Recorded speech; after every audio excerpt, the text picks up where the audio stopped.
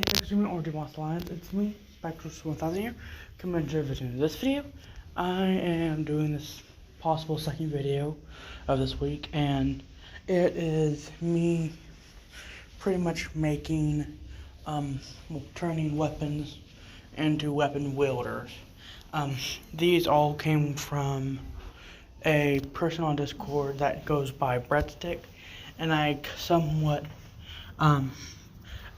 and I actually use him as a former Foundation personnel. And this is my Creatureverse universe. And, well, the first one is my submission for the event, and I'm looking forward to later ones where I'm doing the rest of these. So, yeah. They're all very interesting things. Like, there's also a skull known as the Whisperer, and another one known as a battle axe known as Thunderhawk. So, without further ado, let's roll into it, let's get into this video, and let's go.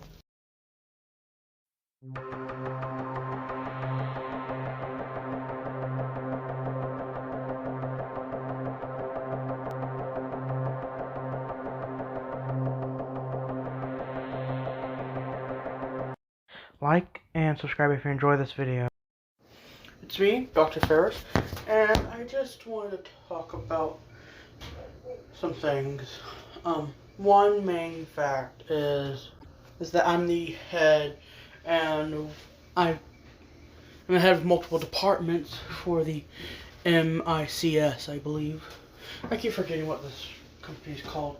They go by a bunch of different shell companies, but I forget what the main one's called. If you give me a minute, I could find it. Now, where's that file at? Where's those file names at? I promise you, one of these days I'm gonna go mentally insane because of these things. Yes, MICS. And there's also other departments such as containment and research. Then there's the creature section, which is one of the sections I'm the head of. There's a few more I'm the head of, but today I'm going over one in particular. Only two subjects, and these are known as weapon wielders. This name was given to me by someone a very old Foundation user that went by the code name Breadstick, weirdly enough. But yeah, without further ado, let's get into the files he's created and some new discoveries we have found. So new discoveries, well, first off, let's start off with the original file. The original file states that name is Diablo Halcyon, and it's, weirdly enough, he's half Hispanic, but he looks more white. But we have ran tests, and he is half Hispanic, but due to some DNA we have from actual demons, we have deduced that he is actually part demon. That's because of the weapon. Each weapon wielder wields one weapon, either biologically grafted to them, a weapon they wield that alters their personality, or just a item they have that can be used as a weapon. This one is particularly very nasty. It is known as the Blade of the Devil, or by most Foundation personnel, BOFD. Basically, it corrupts the user. For some reason, Diablo was able to stop the corruption from pretty much turning him into an actual demon. And he's a very interesting guy.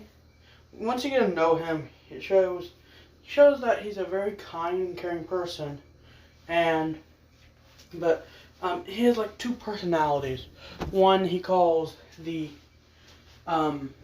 demon side, and the other he calls his true self. His demon self and his true self. His true self is human self, and his demon self is the demon version of him. we have managed to figure out a way to actually coax the demon version of him out. Pretty much leaving fresh meat around that looks like human, but in reality it's just beef or some pig. It's a very easy way to get it out. We mostly do it beforehand with his permission, and because, well, we actually care about our subjects, the humanoid ones. The creatures that are very violent we could care less about. But the more humanoid they are, the more we care about them. But there are a few we really care about that aren't humanoid. But anyways, let me continue. Some of his abilities include, for the record, that multi-personality was actually a new discovery, and an older part of the older file states that it was a theory of his that this guy had two split personalities. Overall, he's very strong, but he also, we've done tests on the material what the blade's made out of, and for the record, only his head, but his head is still somewhat humanoid, and his chest, his waist, if you can call it that, is really narrow, and one arm and a good chunk of his head are taken over and demonized. But his legs, one arm, and the actual front of his face, and the rest of his body is regular human. But anyways, whenever I submit this to the higher ups, I will abbreviate all this. But this is more of the long elongated one. So let's get to the next one, shall we? Sorry, before we get to the next one, I mispronounced the acronym for the blade of it. For the record, the blade can be severed, but it requires the hose to pretty much, die. The blade is shown to have materials made of metal and human parts. Human skull, and I mispronounced the acronym we used. It's BOTD, or BOTD. It's a very, very nasty thing.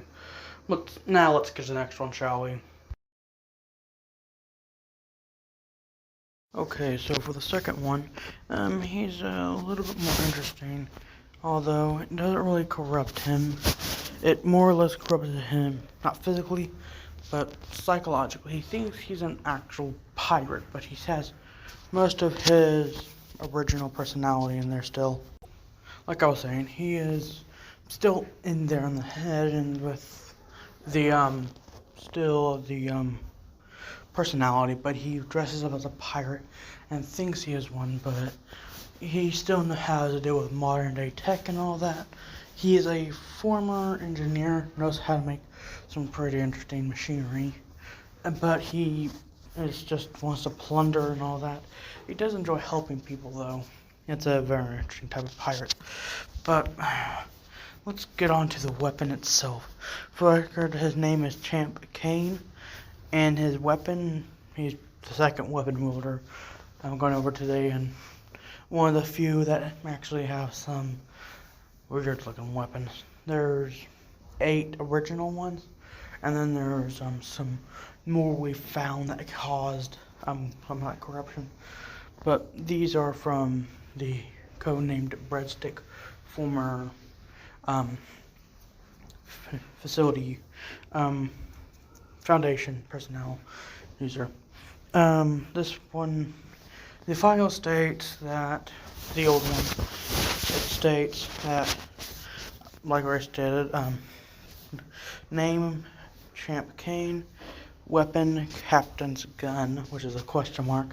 In reality, it's actually a blade, but it has the ability to split off into multiple segments with metal wire attaching them at the press of a button. It can actually shoot hard and fast enough. It has an impact like that of a gun, hence the name. But sorry, like I was saying, there is still a lot more things we've discovered. Like the fact that he likes to pillage was an old one, But we found that with therapy, he can actually somewhat resemble his former self, but has some pirate-like tendencies. We have given him a ship and not really made, but gave him a ginormous area of an ocean. We have little false places sprinkled here and there, and we constantly change it because it's all mechanical. We change the terrain and all that, so that way he thinks he's sailing into a different area all the time. We change it almost every week or so because how big the area is. It takes him, and for the record, it's an old ship. He prefers something like an actual old pirate ship, but with a few modern day mechanical bits and bobs. Like the cannons, he modified the older version of a cannon to pretty much be a Gatling gun. Yeah, it's a really, really nasty weapon. But like a pirate, he plunders all the things there. And they are real gold, but they're artificially made. It's hard to put. We have a lot of weird tech, and one of them is pretty much making gold coins. So we use those, and he's actually able to use them, and he actually trades them with us for sort of supplies. And he doesn't really know about the thing shifting, but he's also really into duels.